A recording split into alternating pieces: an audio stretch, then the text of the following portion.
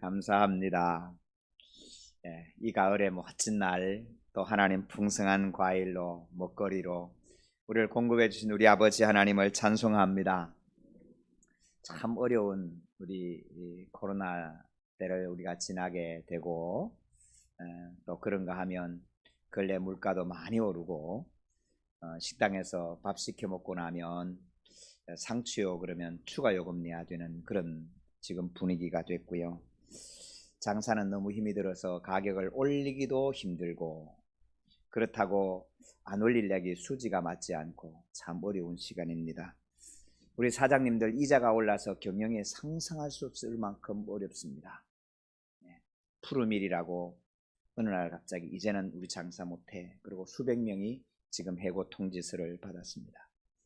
그런 때 우리는 하나님께 무엇으로 감사해야 될까? 하나님, 우리를 사랑하면 이럴 수가 있습니까? 지금까지 내가 예수 믿어왔는데, 지금까지 내가 기도했는데 이제 와서 이게 무엇입니까? 어쩌면 원망이 가득한 이 가을일 수도 있습니다.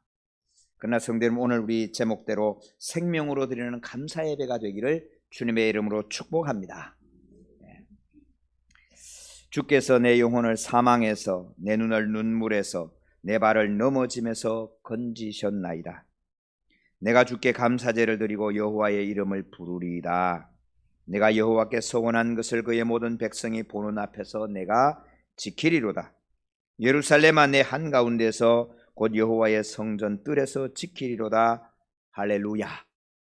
다윗이 시편 116편을 통해서 그렇게 노래합니다. 오늘 본문은 참 좀 이상한 본문이지요. 하나님께서 이스라엘에게 분노할 일이 있었다. 24장 1절에 보면 여호와께서 다시 이스라엘을 향하여 진노하사, 이스라엘을 향해서 진노한데 그들을 치시려고 이스라엘이 전체가 지금 문제가 생긴 거예요. 진노하셨어요. 그래서 하나님이 이스라엘 진노하셔서 치시는데, 여러분, 다윗을 격동시키는 거예요. 성도 여러분, 지도자를 위하여 기도할 수 있기를 바랍니다. 여러분, 우리가 어떤 지도자가 서냐에 따라서 여러분 너무너무 달라집니다. 나라의 대통령 하나가 서면요, 얼마나 달라지는지 모릅니다. 너무너무 달라집니다. 여러분, 한 공동체의 리더가, 지도자가 어떤 자세로 서냐에 따라서 여러분 그 공동체가 너무너무 달라집니다. 내 이념을 위해서, 내 평안과 내 안녕을 위해서 뒤로 빼돌리고, 여러분 그러면 그 공동체는 무너지는 겁니다. 자기 교만으로 하면 무너지는 거예요. 하나님께서 이 나라를 향하신 하나님의 뜻, 하나님께서 우리 교회를 향한 하나님의 뜻, 하나님께서 우리 공동체를 향한 하나님의 뜻이 무엇인가를 묻고 엎드리고 순종해 가면 하나님이 은혜를 주시지만, 여러분 그렇지 않으면 여러분 그 공동체는 다 고통을 겪게 되는 거죠. 정말 왜 이랬을까 이렇게 보니까 역대기 상에는 마귀가 다윗을 격동시켰다 그렇게 나오더라고요. 자, 어쨌든 일리가 있어요. 그래서 다윗이 요압 장군을 불러서 이스라엘의 백성이 몇 명인지 좀 하려와. 옛날에 인구조사를 하는 건 세계가 공통적입니다. 인구조사를 왜 해요? 첫 번째는 군대 몇 명 보낼까 이거고요. 두 번째는 세금 매기는 거예요. 이 두 가지를 위해서 하는 거예요. 그래서 가는데 요압이 왕이시여, 이건 하나님이 별로 기뻐하는 일이 아닙니다. 그랬더니 다윗이 그러는 거죠. 누가 왕이야 내가 왕이야, 왜 명령하는데 말 안 들어, 뭐 그렇게 된 거예요. 그 요압이 할 수 없이 나가서 가는데 이게 하나님의 뜻이 아닌 건 너무 분명한데 어쩔 수가 없어서 여러분 늦게 천천히 돌아다닙니다. 그래서 한참 지난 다음에 9개월이 지나서 보고를 합니다. 이스라엘 전체에는 군대 나갈 사람이 80만 명인데요, 유다 군사는 50만 명 됩니다. 그런데 그 말이 딱 떨어지자마자 선지자 갓이 옵니다. 갓이 와서 왕이시여, 하나님께서 지금 왕에게 진노하셔서 세 가지 선택권을 줄 것입니다. 세 가지 가운데 선택하셔야 됩니다. 첫 번째는 7년 동안 기근이 있을 겁니다. 두 번째는 석 달 동안 원수들에게 쫓겨다닐 겁니다. 세 번째는 3일 동안 전염병이 올 것입니다. 성도 여러분, 때때로 우리는 정의냐 불의냐에 선택할 수 있는 것처럼 생각을 합니다. 때때로 우리는 이쁘냐 안 이쁘냐 가운데 선택하면 된다고 생각합니다. 때때로는 우리가 좋은 길과 나쁜 것 가운데 선택하면 된다고 생각을 하는데, 인생을 살다 보면 선택은 해야 되는데 좋은 건 하나도 없을 때를 선택할 때가 생기더라, 그런 말입니다. 오늘 하나님께서 다윗에게 선택권을 내려놨는데, 하나는 7년 동안 흉년입니다. 성도 여러분, 아버지가 회사를 하는데 7년 동안 수입이 없으면 어떻게 돼요? 여러분, 이 땅에 7년 동안 흉년이 들면 어떻게 살겠어요? 두 번째는 석 달 동안 원수에게 쫓겨다니는 것입니다. 성도 여러분, 석 달 동안 원수에 쫓겨다니는 건 만만치 않을 거예요. 3일 동안 전염병입니다. 교회가 코로나가 왔습니다. 국가가 우리에게 선택을 강요했습니다. 마스크 끼라고, 1.5m 뛰라고, 밥은 먹지 말라고, 찬양은 하지 말라고, 연합행사는 하지 말라고. 여러분, 우리 교회가 무엇을 선택했습니까? 선택한다고 저항하는 교회마다 딱지를 붙여서 예배를 못 드리게 했습니다. 참 아픈 시간들이었습니다.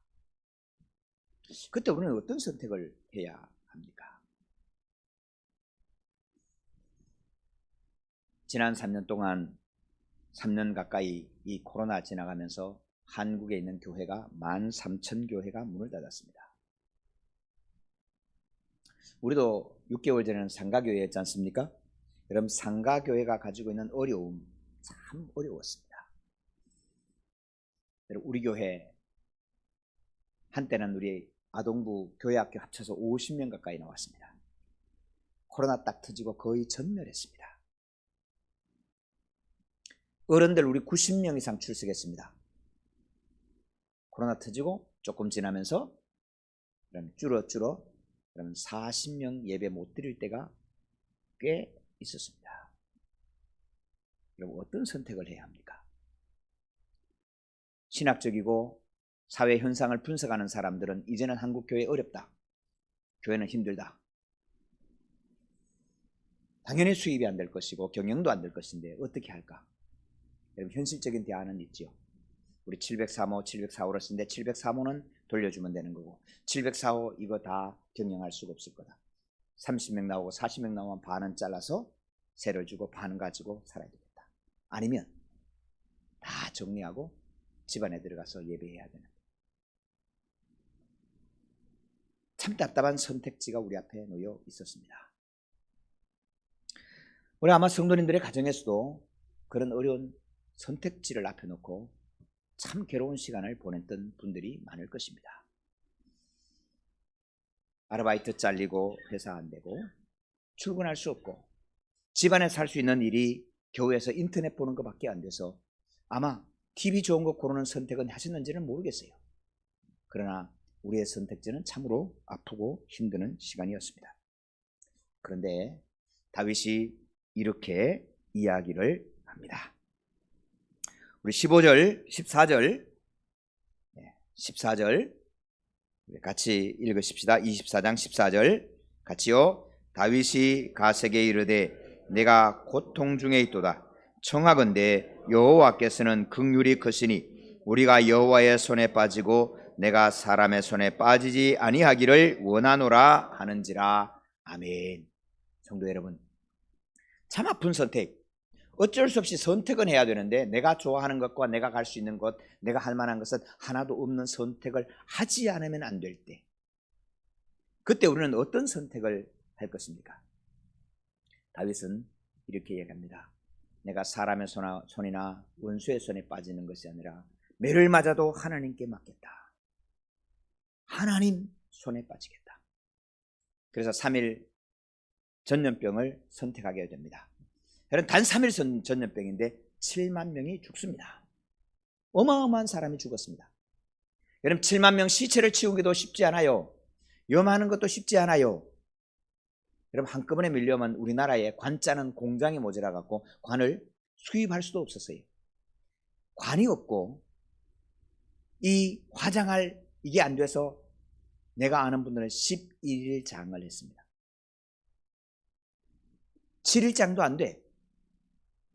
벽제 화장터가 길이 없어요. 돈을 주고도 안 돼. 11일 장을 했어요. 여러분, 이런 선택지 앞에 우리는 지난 2년 반을 지나왔습니다. 목사님, 이런 때 무슨 추수감사 예배입니까? 이럴 때 무슨 감사헌금을 합니까? 여러분, 그럴 수 있지 않겠어요? 여러분, 오늘 우리의 제목은 생명으로 드리는 감사 예배입니다.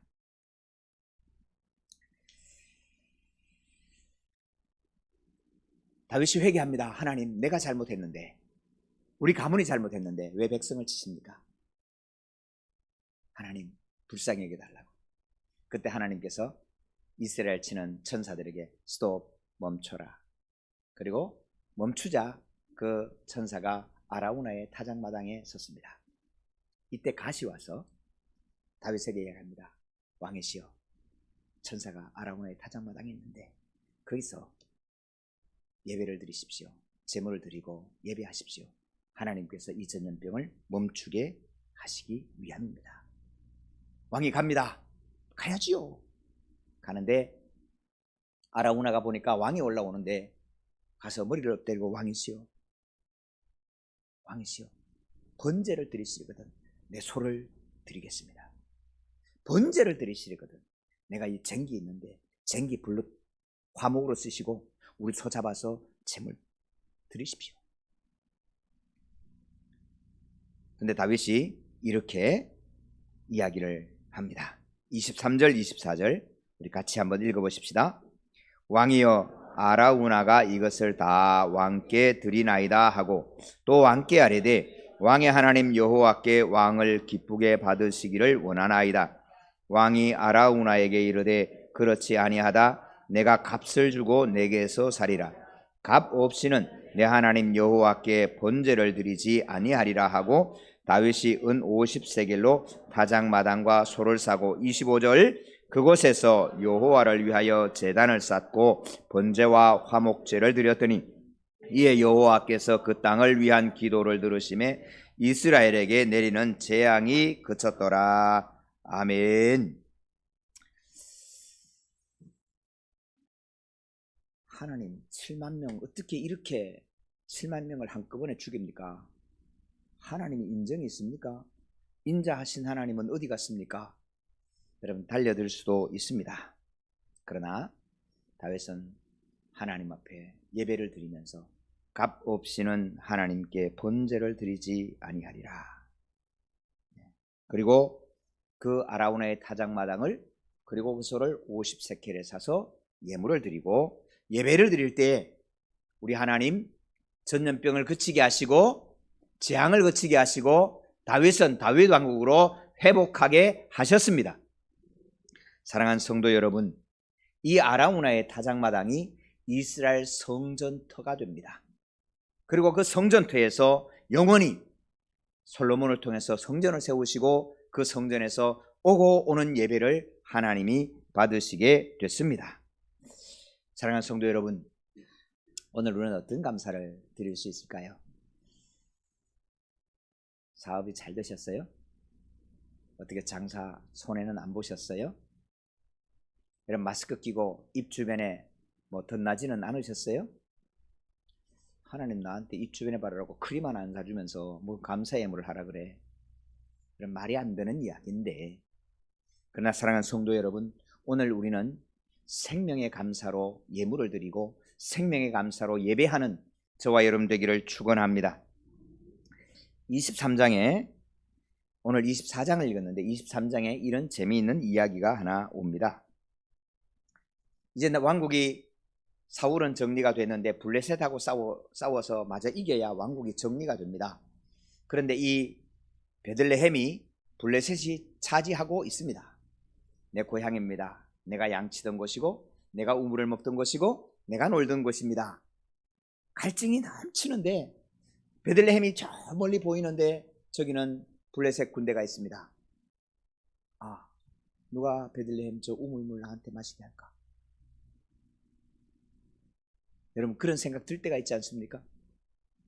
그때 옆에 있는 세 용사가 이걸 듣고 우리 왕과 함께 하시는 하나님, 이 왕을 위해서 우리가 가자.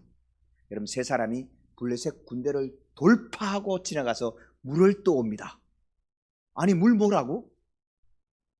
근데 그 물을 받아든 다윗이 펑펑 웁니다. 아, 하나님, 내가 다시는 이러지 않겠습니다. 다시는 안 그러겠습니다. 이 물은 물이 아니고 우리 새 용사의 피값입니다. 그리고는 하나님 앞에 전제로, 부어드리는 전제로 하나님께 부어서 예배를 드립니다. 여러분, 저도 베들레헴 물가 같은 곳이 있습니다. 제 엄마의 젖가슴이 저에게 베들레헴 우물 같고, 제 고향이 그러고, 제가 섬기던 안동교회 청년부가 그랬습니다. 40명이 모였는데 이제 강 목사가 오면 청년부가 그렇게 회복되겠다. 그러면 그 청년들을 데리고 수요 예배 마치고 1시간 기도했습니다. 부르짖어 기도했습니다.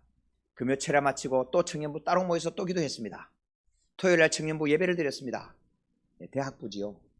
주일 예배 오후 3시면 다 끝나는데 다른 목사님들 다 족구하고 반바지 입고 놀 때 다시 그 청년들 데리고 산기도로 올라갔습니다.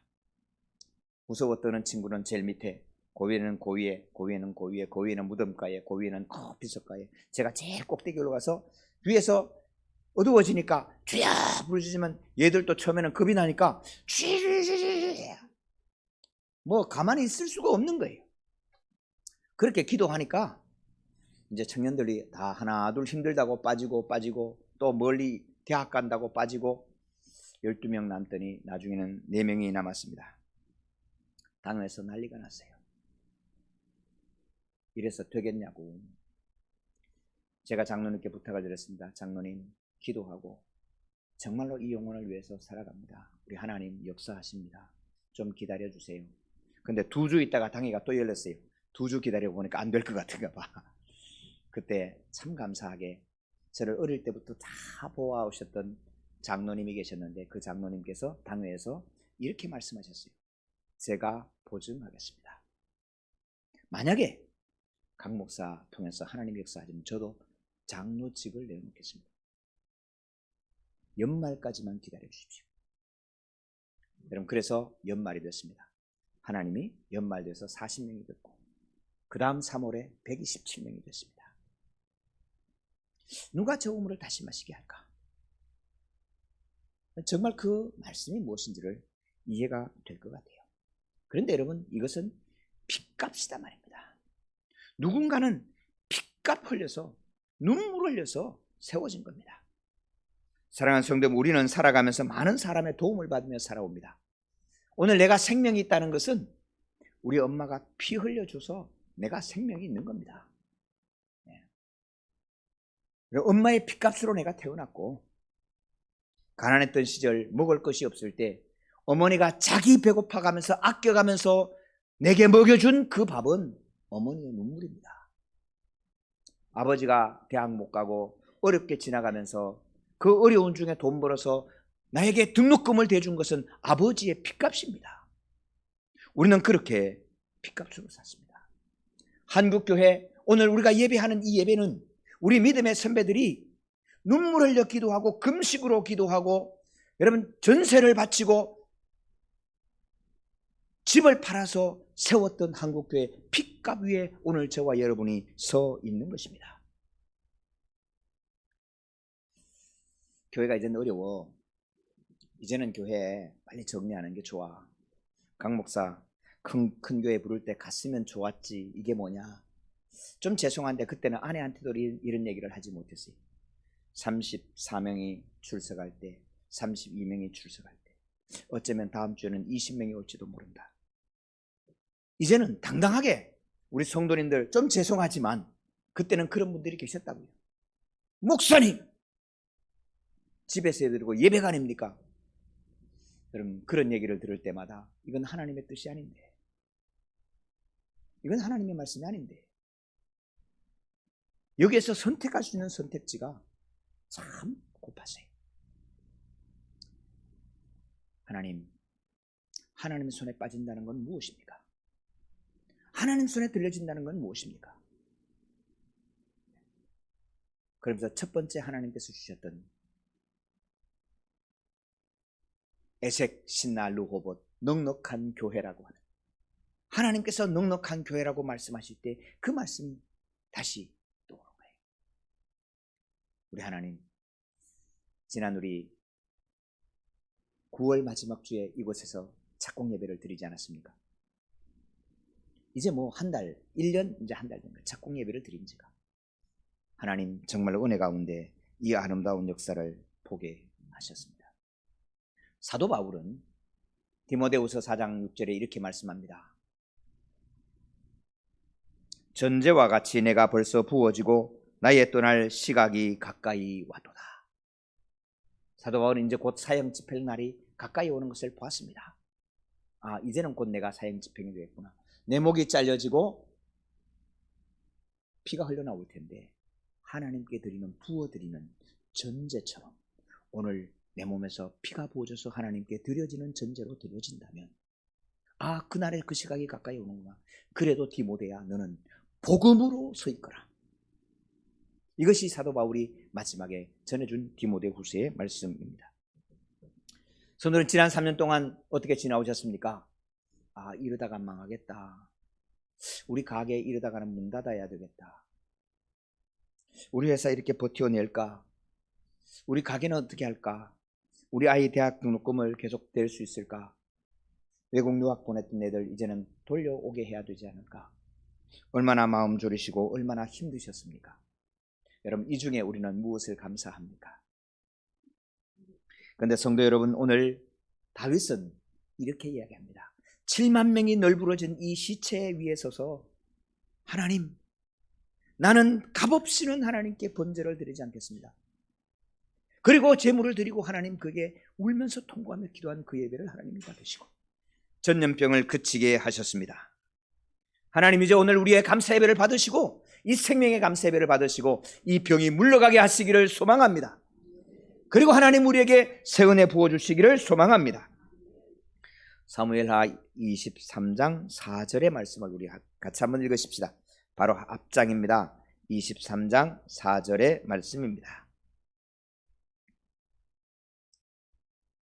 같이 읽습니다. 그는 돋는 해의 아침 빛 같고 구름 없는 아침 같고 비 내린 후에 광선으로 땅에서 우미 돋는 새 풀 같으니라 하시도다. 아멘. 여러분, 다윗은 우리 하나님이 이렇다고 노래하는 것입니다. 전염병 때문에 형제 자매를 쉽게 만나지 못했습니다. 부모님을 요양원에 모셔놓고 면회도 하지 못했습니다. 젊은이들은 취업이 안 되고 장사는 원가가 너무 올라 수지를 맞추기 힘들고 사장님들은 이자가 올라 경영난이 상상을 초월합니다. 여러분, 잠이 오는 이 밤을 직원은 알 길이 없습니다. 오늘 우리는 그러나 이 자리에서 생명을 부어드리는 전제와 같은 감사 예배를 드리기를 원합니다. 생명으로 드리는 감사 예배, 우리의 형편을 따라 드리는 기쁨의 노래는 조금만 어려워지면 원망으로 바뀔 것입니다. 그러나 오늘 이 생명으로 드리는 감사 예배는 우리 하나님 말씀하신 그대로 이 감사절에 오늘 우리가 드리는 이 예물은 우리의 피입니다. 우리의 눈물입니다.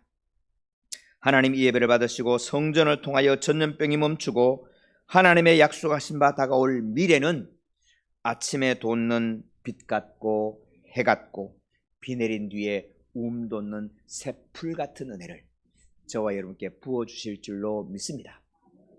저는 우리 교회가 새롭게 일어날 환상을 봅니다.